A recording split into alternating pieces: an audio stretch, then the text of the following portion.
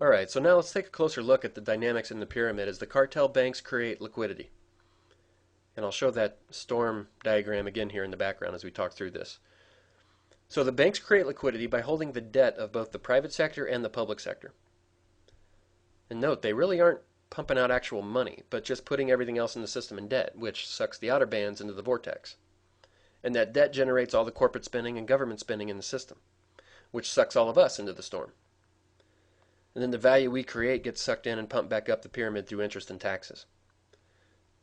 And this cash flow diagram here means that the pyramid governs both the private sector economy and the public sector. These aren't really two different systems, but two components of one monetary vortex, which reveals the lie of the cliched socialism versus capitalism debate. The versions of socialism and capitalism we live under today are actually part of the same system. And note that this isn't community-level socialism advocated by classic liberals, but mega national socialism controlled by DC. Nor is this the small-town sort of free market Main Street advocated by classic conservatives, but mega empire-level capitalism controlled by Wall Street and imperial corporations. So these aren't two different systems, but two sides of one financial dictatorship that runs everything out of Wall Street and DC. And that word dictatorship probably sounds harsh, but it's really worth dwelling on this until you see through the freedom propaganda. And here's just one example. A country where a couple Ivy League economists can get the central executive to transfer trillions in wealth from 308 million people up to bankers, the richest clique in the country. By definition, that's a dictatorship. And as discussed in Lesson 4, this system is driving us perpetually toward bigness. Big government on the left of this diagram and big business on the right. And this means we're living in hidden fascism. Fascism wasn't really about Hitler or what our history books tell us. It's about mega banking institutions fueling big government and big corporate business, both of which work together to control everything. That's the powerful, efficient structure of fascism. The politician that happens to be in office at the time has very little to do with it. And then we can see another aspect of what I'm calling fascism here if we break the public debt half of the diagram into left versus right. So we can see here how public debt fuels both sides of our political system. The left sells the population into deeper indebtedness with welfare arguments, and the right does the same with warfare. The big bank cartel profits massively off of both. They don't care which is in office. And these are the primary programs of the Democrat and Republican parties.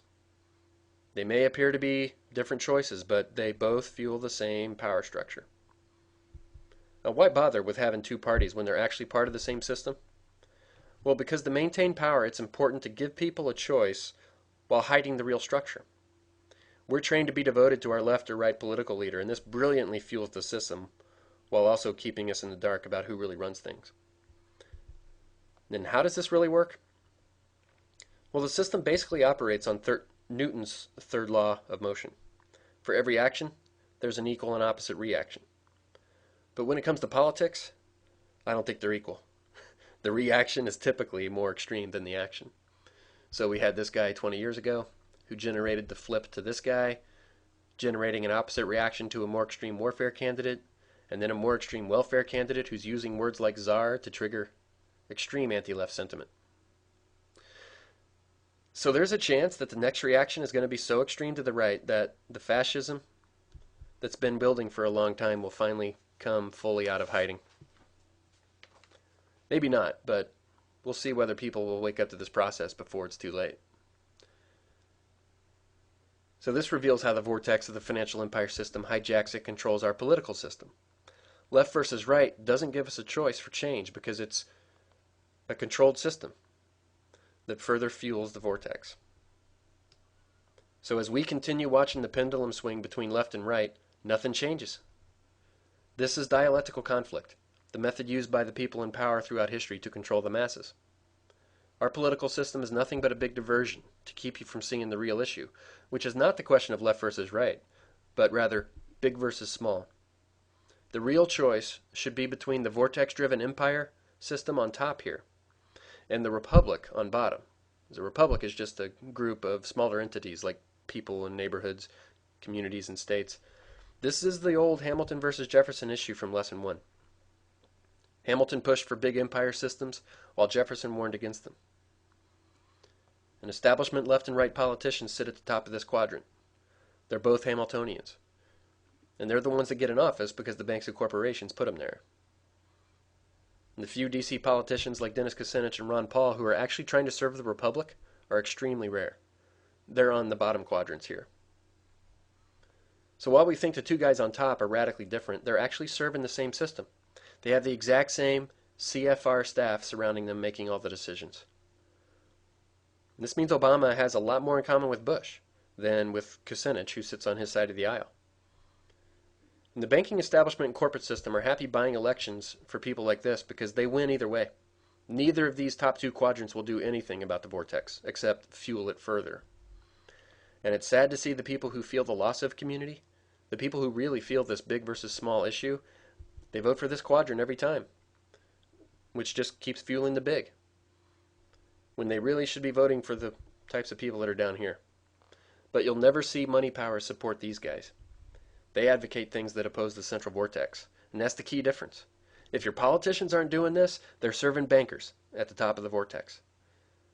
Now, I don't think most of them know it. They're, I guess, decent people, but if they're not willing to learn about this issue, get rid of them. At this point, we can't afford the classic good guy that's ignorant when we're up against the concentrated banking powers fueling the hurricane, building the empire discussed in Lesson 5. So the key pendulum we should be focused on is big versus small, not left versus right. The pendulum has naturally tried to swing back to the small side many times, but as we discussed in earlier lessons, the financial system always prevented that with their bailouts and too big to fail schemes that stole from the small to prop up the big. And there have been some benefits of bigness. I don't deny that, but there's always trade-offs.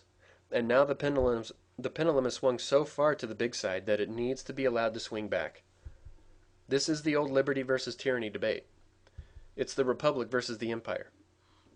The Jeffersonian tradition representing the republic against Hamilton's empire system centered in Wall Street and Washington, D.C. Now maybe you're thinking that we can't go back in history, so restoring the republic isn't the answer. And that's certainly an argument that can be made. But whether we go back to the republic or figure out a different solution, make no mistake, we're facing the choice between individual lives, human relationships, and human freedom versus the monolithic, dehumanizing vortex system that controls everything from the center and treats us all as nothing more than digits in a spreadsheet. This is extremely dangerous. I got exposure to this mentality when I was at Harvard Business School. It's very real. The masses are nothing but spreadsheet digits to these people. And I heard classmates from rich Wall Street families say that people like Stalin and Hitler were simply system managers who were just running alternative people management systems. These financiers said things like this aren't a question of morality. You know, like Hitler and Stalin aren't an issue of right versus wrong, but just a matter of efficiency and effectiveness, like which system works best. And I couldn't believe I heard that. I'm not trying to scare you here, but just giving you insight about the people who control our lives. The money powers and the Harvard elites. This is what Wendell Berry said about them. Viewing life as system management is pathological, folks. But that's the mindset of the people who control our lives. So the key to changing our destiny and avoiding a dark future is to break the power of the vortex. And one of the keys to doing that is, again, sovereign money, pumped out by the U.S. Treasury, as we already discussed. Without this, the vortex has no opposing force. Sovereign money flows through the system as an asset, not an interest-bearing debt like our current money system. So it doesn't contribute to the sucking power of the vortex. It can't be sucked from you so easily. It's the best way for you to have any power outside the vortex. And it's the only way to start fixing the problem of the U.S. government working for banks, as we'll talk about next.